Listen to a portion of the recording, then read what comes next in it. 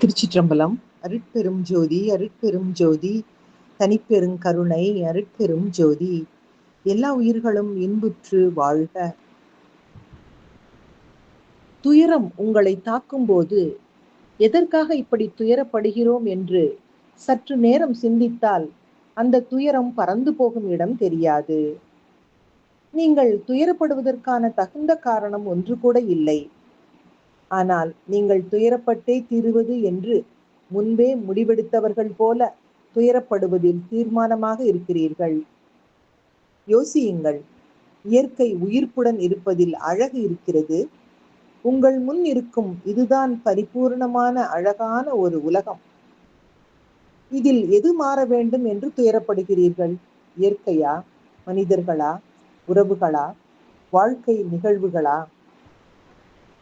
நீங்கள் துயரப்படுவதால் உங்கள் துயரத்தால் இதில் எதுவுமே மாறப்போவதில்லை. அதனால் வீணான மன துயரத்தை மாற்றிக்கொண்டு உற்சாகமாக வாழ்வோம் என்று சொல்லி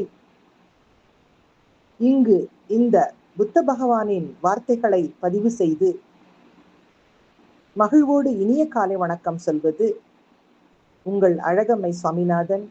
ஹாப்பி மார்னிங்.